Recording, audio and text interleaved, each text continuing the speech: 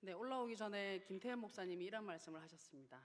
떠나는 이의 뒷모습은 아름답다. 교인들 다 떠나게 하는 것이냐? 네, 아닙니다. 설마 전도사가 설교를 하면서 교인들을 다 떠나게 하는 그런 설교를 하겠습니까? 그죠? 네. 먼저 오후 예배에 오신 여러분을 환영합니다. 지금도 지구 반대편에서는 불이 꺼지지 않아서 힘든 나라도 있고, 그죠? 그리고 제가 어제 문자를 한 통 받았는데 저희가 지명을 네, 중국에서 참 크게 목회를 하시던 목사님이 계셨어요. 그 전체 교회를 다 이끄시고 하신 목사님 계셨는데 15년형을 받으셨습니다.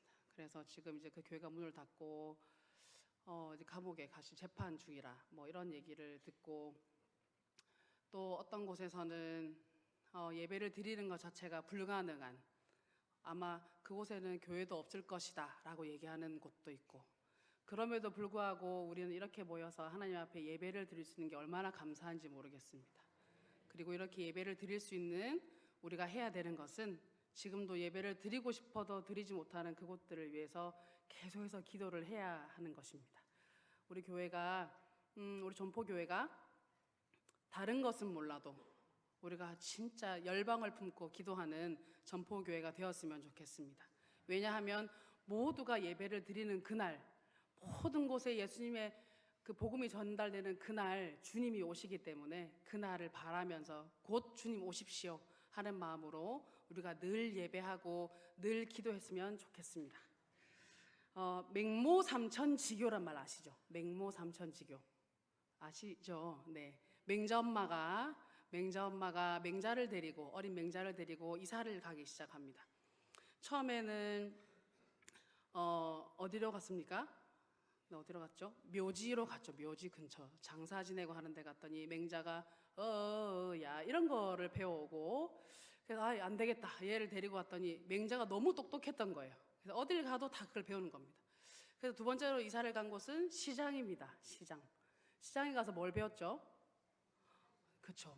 물건을 팔고 막 흥정하고 이런 걸 배웁니다. 어릴 때부터 뛰어났던 머리를 가졌던 맹자는 시장에 있는 모습들을 보면, 상인들의 모습을 보면서 배우기 시작합니다. 맹자 엄마가 그걸 보고 진짜 안 되겠다 해서 이사를 간 곳이 어디입니까? 서당 옆으로 가죠. 그래서 서당에서 들려오는 글귀들을 들으면서 지금의 맹자가 되었다, 이런 것이 그 맹모 삼천지교입니다.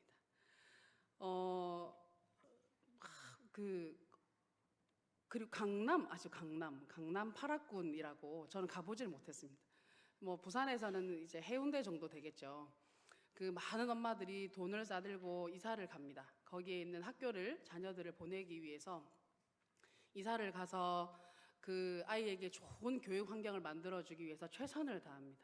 돈을 짊어지고 가도 못 들어가는 학교가 있을 정도로 그렇게 엄마들은, 그리고 부모들은 그렇게 이사를 갑니다. 세상의 사람들은 어디에 사는가가 너무 중요합니다.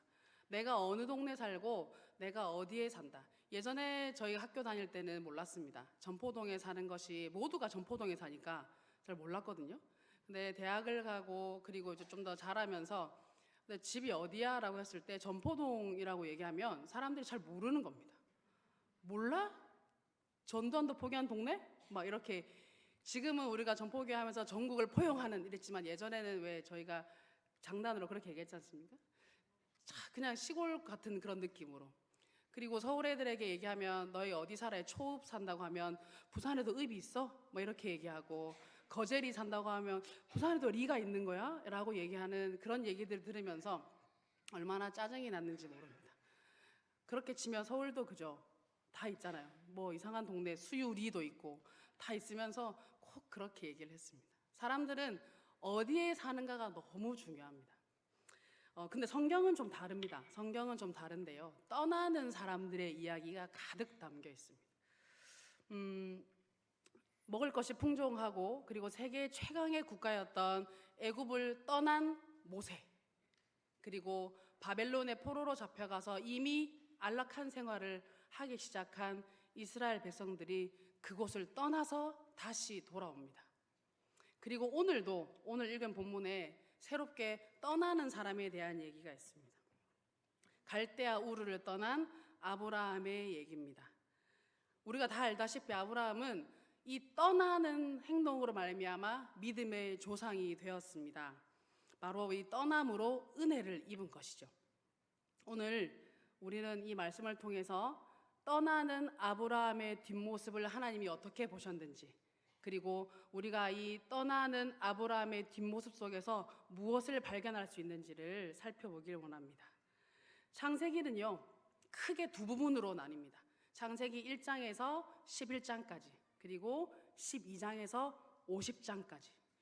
1장에서 11장은 어떤 내용입니까? 천지 창조, 그리고 태고사에 대한 그런 이야기입니다. 그리고 이런 배경적인 지식들과, 그리고 어떻게 죄가 들어왔으며 어떻게 하나님이 구원 계획을 이루어 가시는가를 12장부터 구체적으로 사람들을 등장시켜서 얘기합니다. 이 12장부터 50장은 드라마 같은 이야기들이 엄청 많이 등장하는데, 그 사이에 가장 중요한 인물이 바로 오늘 얘기한 이 아브라함입니다. 하나님은 천지를 완벽하게 창조하셨습니다. 유년부 설교하는 것 같네요. 이러고 있으니까. 하나님은 천지를 완벽하게 창조하시고 아담과 하와를 창조하셨습니다. 그리고 어떻게 되죠? 죄가 들어옵니다. 땅이 오염되었습니다. 근데 그럼에도 불구하고 하나님은 포기하지 아니하시고 그분의 긍휼을 계속해서 베푸십니다. 자, 그런데 인간들이 살았던 곳은 어떻습니까? 또 오염이 계속되죠. 그리고 어떤 사건이 벌어집니까? 노아 홍수 사건이 벌어집니다. 노아 홍수 사건은 바로 두 번째 창조 기사입니다.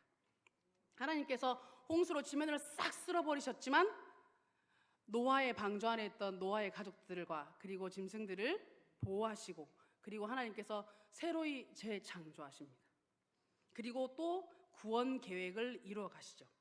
그런데 그러면 정신 차리면 되는데 인간은 또 하나님을 실망시킵니다. 어떤 사건이 벌어집니까? 바로 바벨탑 사건이 벌어집니다. 오늘 읽은 이 12장 본문 바로 앞쪽에 이제 바벨탑 사건이 일어납니다. 여러분, 옛날에는요, 탑을 쌓는다, 이 얘기가 무슨 의미냐면 꼭대기라는 뜻은 바로 신을 만나는 장소였습니다. 그래서 왜 고대 그 사진 같은 거 보면 다 이제 신전 같은 건 꼭대기, 산 꼭대기 이렇게 있지 않습니까? 탑을 쌓는다는 건 내가 하나님을 만나겠다, 그 꼭대기에 올라가서 하나님을 만나겠다는 뜻입니다. 하나님 만나고 싶습니다가 아니라 하나님 내 좀 봅시다 라는 마음으로 지은 거죠. 하나님, 아니 당신이 뭔데 이렇게 인간을 심판하고 우리는 다시 물로 심판당할 생각이 없습니다. 하나님 나 좀 봅시다. 하나님이 약속하지 않은 그 땅에서 바로 바벨탑 사건이 일어난 것입니다. 하나님은 하나님이 원하시는 곳에서 우리를 만나시지, 우리가 원하는, 그리고 우리가 하나님 잠깐 내려와 보세요 하는 그곳에서 하나님이 우리를 만나시진 않습니다. 하나님이 인간을 만나는 방법은 내가 거기 가라고 한 그곳에서 하나님은 인간을 만나십니다. 바벨탑은 인간이 원한 것이었지 하나님이 원한 것이 아니었습니다. 하나님이 정하신 곳에서 다시 역사가 시작됩니다. 바벨탑을 쌓은 인간들은 다 흩어집니다. 이것이 바로 세 번째 심판 장면입니다. 그런데 하나님은 이 심판을 뚫고 다시금 은혜의 빛을 비추십니다. 잘못은 인간이 했는데 벌은 하나님이 받으시는 것 같습니다. 아담과 하와가 범죄를 했는데 하나님이 그 아픈 마음으로 뱀을 저주하시고, 그리고 노아가 인간들이 막 했는데 노아의 홍수를 통해서 하나님의 아픈 마음을 또 드러내시고, 그리고 바벨탑, 인간들이 자기의 이름을 드러내기 위해서 바벨탑을 쌓았는데 하나님은 그것들을 흩으시고 그 사이에 구원의 계획을 만드십니다. 그리고 흩으신 인간 중에 바로 아브라함을 부르십니다. 여기까지가 우리 유년부에서 배운 그 작년에 배운 구약의 내용이었습니다. 하나님은 구원의 계획을 계속해서 이루어가고 계십니다. 자, 하나님이 아브라함을 부르시고 제일 먼저 하신 얘기가 뭔지 아십니까? 떠나라 라고 얘기하세요. 네가 어디에 있든지 내가 복을 주겠다가 아니라 내가 원한 그곳으로 네가 떠나라. 그리하면 내가 너를 복으로 삼겠다. 그리고 네가 계속해서 복을 받고 네 자손도 주겠다. 그리고 네 자손도 복을 받게 하겠다. 이 얘기를 하세요. 우리도 잘 기억해야 됩니다. 믿음의 조상 아브라함이 하나님 앞에 섰을 때 하나님이 제일 먼저 하신 얘기가 떠나라였습니다. 바로 어디서부터 떠나라는 건지는 우리가 다 잘 알고 있지 않습니까? 아브라함이 당시 살았던 갈대아 우르는 어떤 곳이었냐면요, 메소포타미아 문명 아시죠? 어디선가 들어본 듯한 기억이 나실 겁니다. 메소포타미아 문명의 중심지였습니다. 그리고 이 건축물, 그리고 관계시설, 교육, 법률 없는 게 없는 곳이었습니다. 당시에는 가장 지금의 미국보다 훨씬 더 발달한 그런 곳이었습니다. 우리가 생각하는 미국은 정말 거대한 곳이지만 당시에 아무것도 없는 문명 시대에서는 바로 이 갈대아 우르 지역, 메소포타미아 지역은 엄청난 곳이었습니다. 아브라함이 하나님의 부르심을 받았을 때 아브라함은 어떤 삶을 살고 있었을까요? 아브라함도 가족을 이루고 자기 아버지와 함께 아주 좋은, 왜냐하면 가문의 족장이었기 때문에, 한 지역의 족장이었기 때문에 아마 부유한 삶을 살고 있었을 것입니다. 그리고 그곳에 살면서 교육의 혜택도 많이 받고 그런 삶을 살고 있었을 것입니다. 그럼에도 불구하고 아브라함은 하나님이 떠나라는 얘기에 바로 떠납니다. 당시에 이사는 아마 쉽지 않았을 겁니다. 지금은 이삿짐 센터 전화해서 뭐 이렇게 해주세요 하면 다 싸서 사진 찍은 대로 막 옮겨주고 이러지 않습니까? 당시에 이사는 집안이 옮기는 겁니다. 전체 집안이 옮기고, 그리고 옮기다가 습격을 받을 수도 있고, 그리고 지금은 가는 곳이, 이사하는 곳이 어떤 곳인지도 모르기 때문에 그런 두려운 마음으로 떠났습니다. 근데요, 아브라함이 떠났는데 여기 성경에 보시면 떠나긴 떠났습니다. 떠나긴 떠났는데 중간에 멈추죠. 어디서 멈춥니까? 하란에서 멈춥니다. 일단 하란에서 멈춥니다. 갈대아 우르에서 하란까지는 좀 가기 쉬운 곳이었습니다. 길도 나 있고 평탄한 곳이었습니다. 근데 하란에서 가나안까지는 광야길로 들어가는 곳입니다. 그래서 일단 최대한 문명의 끝인 하란에 딱 멈췄는데 아브라함이 가지고 있던 믿음은 거기까지였습니다. 막막했죠. 광야는 사막 지역입니다. 여러분 사막 가보셨습니까? 전 사막을 가봤는데요. 관광지 같은 사막임에도 불구하고 사막 저쪽 편을 보면 내가 저기 들어가면 죽을 것 같은 그런 걸 느낍니다. 방향은 어떻게 찾을 것이며 아무것도 없는 그곳에서. 지금은 그런 사막이지만 이스라엘의 광야의 사막은 훨씬 더 심한 곳이었다고 합니다. 짐승들도 나오고, 그리고 밤과 낮의 기온 차이는 엄청나고, 그런 곳을 지나야 하나님이 가라고 하신 가나안 땅이 나옵니다. 하나님이 아브라함에게 왜 떠나라고 하셨을까요? 말을 잘 듣나 안 듣나 쳐다보기 위해서? 알아보기 위해서? 그랬을까요? 하나님이 아브라함에게 떠나라고 하신 이유는 갈대아 우르가 우상을 섬기는 지역이었기 때문입니다. 거기는 하나님의 이름을 드높일 수 있는 것이 아무것도 없었습니다. 우상을 섬기고, 그리고 사람이 중심이고, 그리고 하나님의 이름을 부를 수 있는 그런 곳이 아니었습니다. 그래서 하나님은 아브라함이 그곳에 머무는 것을 원치 않으셨습니다. 떠나라. 내가 원하는 곳에 가서 바벨탑을 쌓고 인간의 이기심이 가득하고, 그리고 인간들이 내가 하나님과 맞짱 뜨겠다고 하는 그런 죄악의 도시 말고 하나님이 세우신, 하나님이 가라고 하신 그곳으로 가서 예배해라. 내가 거기서 역사하겠다 하는 마음으로 거기로 보내신 겁니다. 그런데 떠났는데 끝까지 가면 너무 좋았을 텐데 거기에 딱 멈춥니다. 하란에 멈춥니다. 성경에 보면요, 하란에 있었던 시간이 제법 되는 것 같습니다. 왜냐하면 하란에서 모은 재물을 가지고 떠났다라고 돼 있거든요. 아마 하란에서 어떤 성경학자들은 15년 정도, 20년 정도 이렇게 살았다고 얘기를 합니다. 성경에는 정확하게 나와 있지 않습니다. 어느 정도의 재물을 모을 수 있는 그런 기간들을 아브라함은 하란에 멈춰서 있었던 것입니다. 하나님이 아브라함에게 너 그냥 가라라고 하셨나요? 아니죠. 엄청난 약속을 해주셨어요. 내가 아들을 주겠다. 70세가 다 돼가는 동안 아들이 없었어요. 자손이 없었습니다. 그런 사람에게 마치 커다란 미끼를 던진 것처럼 내가 아들 줄게, 떠나라. 그 약속을 받고 너무 좋아서 떠났는데 막상 눈앞에 보이는 시험과 눈앞에 보이는 고통이 너무 커 보인 겁니다. 하나님의 약속은 분명히 약속을 받았는데, 분명히 하나님이 우리에게 약속하셨는데 조금 더 멀리 있는 것 같아요. 아브라함의 눈앞에는 지금 내가 이끌어야 되는 가족들, 그리고 지금 내가 살고 있는 이곳, 어쩌면 그곳까지 가는 것이 이 사람의 믿음이었던 것 같습니다. 사실 우리는 이렇게 생각하잖아요. 아니, 하나님 가라면 좀 가면 되지, 뭐 하나님 말씀 듣는 게 어렵나 라고 혹시 생각하는 분 계십니까? 저는 이 아브라함의 모습을 보면서 어쩌면 우리의 모습은 이 아브라함과 참 많이 닮았다는 생각이 듭니다. 특별히 이 오후 예배에 오신 우리 성도님들은 우리가 정말 하나님 앞에서 내가 정말 신앙생활 잘하고 싶다, 내가 진짜 하나님 앞에 바로 살고 싶다라고 마음 먹으신 분들이 대부분일 겁니다. 그런데 어떻습니까? 우리가 하나님 정말 잘 믿고 싶잖아요. 연초가 되면 내가 하나님 진짜 잘 믿고 싶고 올해는 진짜 다르게 살고 싶다라고 생각을 하지만 어떻습니까? 결국은 또 현실과 타협을 하게 됩니다. 결국은 또 내 마음의 미움, 이것들을 끊어내기 위해서 무언가 행동해야 되는 것이 두렵습니다. 그리고 내가 하나님 앞에 조금 더 헌신하고 싶은데 포기하는 것이 사실 쉽지가 않습니다.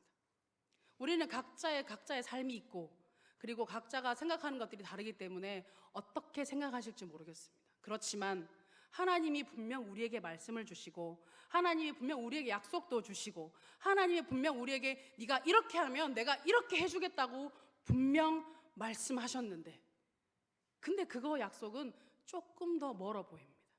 눈앞의 현실들, 내가 타협해야 되는 것들, 조금만 참으면 내가 더 가질 수 있는데, 조금만 양보하면, 조금만 타협하면 내가 조금 더 가질 수 있는 것들, 그것들 때문에 하나님의 약속을 조금씩 밀어내고 하란에 머물고 있는 것은 아닌지 모르겠습니다. 반쪽 순종은 순종이 아닙니다. 엄마가 가서 콩나물 사와 라고 했는데 일단 출발은 했는데, 가게에 갔는데 콩나물보다 과자가 먼저 보여서 집어서 나오면서 콩나물을 사오지 못한 아이들의 그 영상을 제가 보았는데요.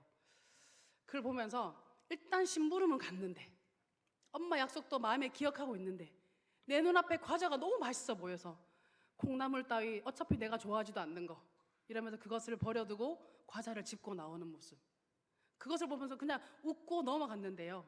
어쩌면 그것이 하나님 앞에 제 모습이 아니었나 싶습니다. 하나님의 일을 한다고 우리가 모든 성도들이 하나님 앞에 우리는 하나님의 일을 하고 있고, 모든 성도들이 우리는 하나님을 믿는 사람들이고 빛과 소금이 되어야 되고 우리 안에 무언가 진짜 예수 믿는 사람으로 잘 살아야 되겠다고 했는데, 회사에 갔는데, 학교에 갔는데, 집에 갔는데 분명히 예배 드리면서 은혜 받고 내가 하나님 잘 살아보겠습니다 했는데, 가자마자 벌어지는 내 눈앞의 과자는 포기할 수가 없습니다. 제가 중국에 있으면서 이사를 몇 번 갔는지 세어봤습니다. 기억 안 나는 것도 사실 있고 이래서 10년간 제가 13번을 갔습니다. 여기는 이제 선교사님들 뭐 이제 떠나신 분들 집을 정리하는 것까지 포함해서 한 13번 정도 갔는데요. 선교사는 늘 이런 얘기를 듣습니다. 선교사는 늘 준비해야 되는 것이 있다. 첫 번째, 죽을 준비. 두 번째, 이사할 준비. 그래서 그거를 생각하면서 일단 죽을 준비는 모르겠고, 이사할 준비는 늘 해야겠다고 해서 늘 미니멀 라이프. 이렇게 해서 이제 짐을 싸면, 저는 여행 가는데도 짐 한 30분만 싸면 되거든요. 탁 싸서 이렇게 갈 수 있도록. 이사에는 이제 이골이 난 것 같습니다. 선교지라서 괜찮았습니다. 이사 가는 거 괜찮았어요. 왜? 선교사니까. 포기하고 가는 거. 6개월 전에 진짜 마음 먹고 소파를 샀는데 그걸 놓고 나왔지 않습니까, 제가? 그걸 보면서 그렇게 아깝지만 괜찮았어요. 왜? 선교지니까. 우리의 머릿속에, 제 머릿속에 선교사니까 괜찮아. 포기해도 괜찮고, 조금 뭐 경찰서에 가서 좀 앉아있어도 괜찮고, 조금 손해봐도 괜찮고, 무시당해도 괜찮아. 왜? 난 선교사니까. 이런 마인드로 살았는데요. 한국에 딱 나왔는데 우리는 모두 한국 사람에게 무시당하고 싶진 않아요. 중국 사람에게 무시당하는 건 뭐 선교사니까. 근데 한국 사람한테 무시당하고 싶지 않습니다. 그리고 한국 사람한테 지고 싶지 않아요. 내 주변 사람한테 피해 입고 싶지 않습니다. 내 거 포기하고 싶지 않습니다. 내가 선교사도 아닌데 이제는 그리고 조금 더 노력해서 저 사람보다 조금 더 잘하고 싶어요.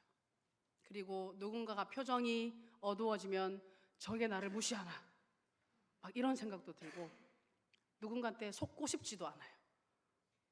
그런 마음들이 계속해서 드는 겁니다. 내가 분명 하나님이 너를 선교사로 부른 것이 아니다. 성도로 부르셨는데, 하나님의 자녀로 부르셨는데 똑같은 마음으로 분명 살아야 하는데 잠깐 환경이 바뀌었다고 금세 태도가 변하는 모습, 그게 접니다. 그리고 그게 우리의 모습입니다. 콩나물보다는 과자가 좋고 그것이 우리의 모습이 아닌지 살펴봤으면 좋겠습니다. 하나님의 말씀이 분명히 우리 앞에 있는데, 하나님의 말씀이 분명 우리 앞에 있고 매일매일 있는 이 말씀이 분명 우리 앞에 있는데 하나님의 약속은 조금 더 멀리 있는 것 같습니다. 안경을 쓰지 않으면 보이지 않을 정도로 멀리 있고 내가 내 눈앞에 보이는 거, 지금 내가 선택해야 되는 거. 우리가 방금도 원래회 하면서도 얘기를 나누셨잖아요. 전도의 방에서 어떤 얘기가 오고 갔는지 모르겠지만 그런 거 들으면 혹시 마음이 상하신 분들 있을 수도 있습니다. 그런 것들, 우리가 교회 안에서 성도로 함께 살아가지만 그러나 내 옆에 있는 사람보다 내가 조금 더 잘 낫고 싶은 마음들, 그런 마음들이 우리 안에 있습니다. 근데 하나님이 약속하신 것은 그것이 아닙니다.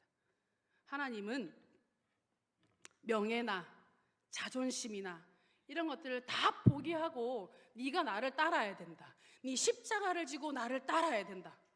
그런데 주님, 십자가가 너무 무겁습니다.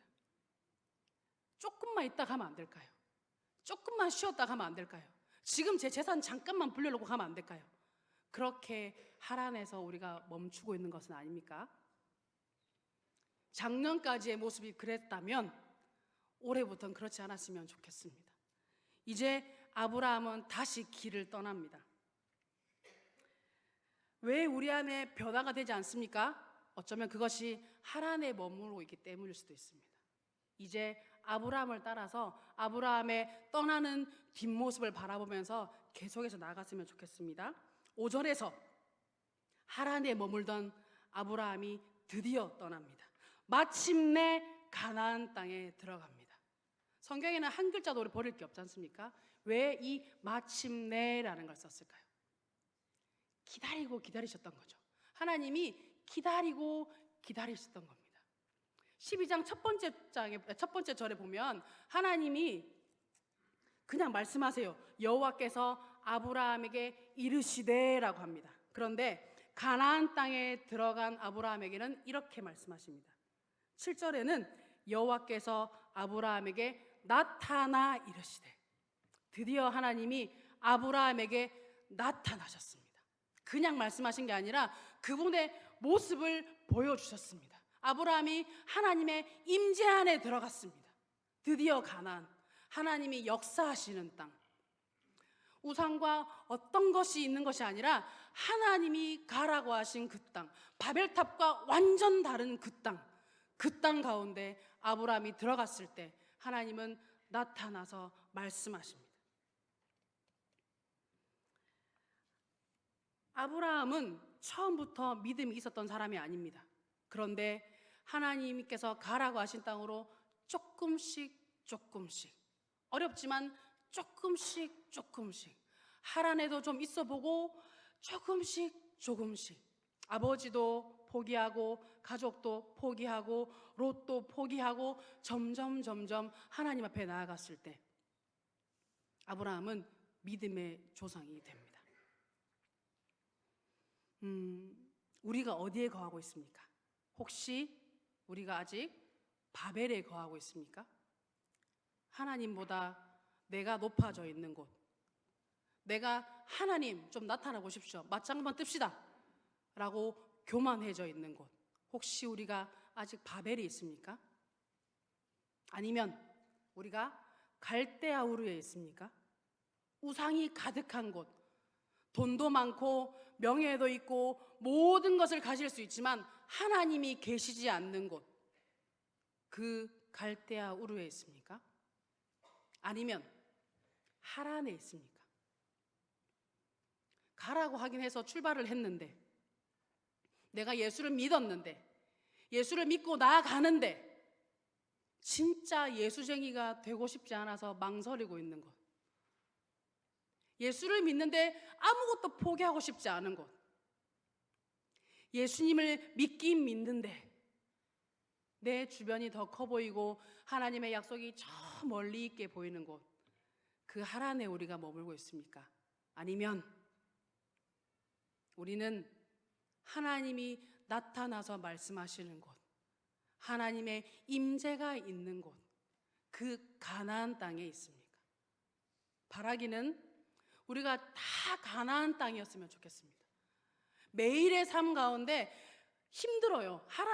아브라함이 갔는데, 가나안 땅에 갔는데 젖과 꿀이 흐르는 땅이 아니었습니다. 그럼에도 불구하고 아브라함은 하나님만 바라봤습니다. 이것이 거짓이 아니라 말씀에 그대로 기록되어 있습니다. 하나님이 온전히 머무시는 곳, 하나님이 온전히 가라고 하시는 곳, 하나님만이 전부가 되시는 곳, 그리고 하나님께서 약속을 하시는 곳. 떠나는 이의 뒷모습은 아름답습니다. 어떤 시에 그렇게 있죠. 가야 할 때가 언젠가를 알고 가는 이의 뒷모습은 아름답다. 그걸 다 쓰고 싶었는데 줄였습니다. 떠나는 이의 뒷모습은 아름답다. 교회를 떠나는 게 아닙니다. 주님을 떠나는 게 아닙니다. 우리가 머물고 있는 이 땅에서 하나님이 가라고 하시는 곳, 하나님의 약속이 있는 그곳으로 떠나야 하는 겁니다. 그 떠나는 이유의 뒷모습은 하나님이 아름답다라고 하십니다. 우리가 천국이 너무 멀게 느껴지지 않습니까? 천국이 멀게 느껴질 때 전 어머니의 사진을 봅니다. 거의 계시니까 조금이라도 약간 가까이 있고 싶어서. 그런데 아무리 애를 써도 천국이 가까이 느껴지지가 않습니다. 왜? 가보지 않은 곳이기 때문에. 그런데 우리를 앞서간 그 믿음의 선조들, 그 선조들이 우리에게 뒷모습으로 말하고 있습니다. 나를 따라와봐. 살아보니 괜찮은 것 같아. 그리고 그 맨 앞에 예수 그리스도께서 계십니다. 따라와. 내가 가는 길 보기에는 험해 보이는데 막상 따라와 보면 괜찮아. 그것이 저는 천국의 삶이라고 생각합니다. 인간적인 풍요가 가득한 땅, 그것은 하나님이 인정하시지 않습니다. 하나님은 우리에게 복을 주시길 원하시지만 하나님이 원하는 땅에서 주실 겁니다. 1절에서 말씀하신 그 하나님이, 그리고 5절에서 7절에서 나타나서 말씀하신 그 하나님이 약속을 주시는데요, 앞에는 그냥 자손에게라고 얘기합니다. 그런데 뒤에 보면 내 자손에게라고 나옵니다. 내 자손에게, 이것은 단수의 의미를 가지고 있습니다. 앞에 자손들에게 이것은 복수의 의미를 가지고 있지만 이 뒤에 자손에게는 예수 그리스도를 나타내기 때문에 단수로 나옵니다. 그전에는 내가 아들을 주겠다, 걱정하지 마, 내가 줄게, 따라와봐 라고 하셨다면 이제는 너를 통해서 예수 그리스도가 나온다, 너를 통해 구원의 계획을 완성하겠다. 바로 하나님이 계신 그 가나안 땅에 도착한 아브라함에게 약속하신 것은 그것입니다. 바울은 갈라디아서 3장 16절에서 이렇게 얘기합니다. 이 약속들은 아브라함과 그 자손에게 말씀하신 것인데 여럿을 가리켜 그 자손들이라 하지 아니하고 오직 한 사람을 가리켜 내 자손이라 하셨으니 곧 그리스도라. 아브라함은 떠났을 때, 가나안에 도착했을 때 모든 것을 얻었습니다. 왜요? 예수 그리스도께서 모든 것이 되시기 때문입니다. 갈대아 우르에 있었을 때 꿈도 못 꿨을 겁니다. 하란에 있었을 때 아유 아들이나 하나 주시지 꿈도 못 꿨을 겁니다. 그런데 가나안 땅에 도착하니까, 바로 그 가나안 땅에 도착하니까 아들 하나 바랬던 아브라함에게 예수 그리스도를 주셨습니다. 그것이 하나님의 법칙입니다. 이렇게 앞에서 말하는 사람도 또 내려가면 또 현실에 부딪혀서 또 하란에 머물겠지만, 그러나 매일매일 우리의 삶이 조금씩 조금씩 가나안으로 들어갔으면 좋겠습니다. 그래서 하나님 앞에 서는 날, 하나님 앞에 서는 날 너의 떠나는 모습이 너무 아름다웠다라고 칭찬받을 수 있으면 좋겠습니다. 그런 한 주를 우리가 열심히 보내고 또 말씀 가운데, 예배 가운데 계속 거하셨으면 좋겠습니다.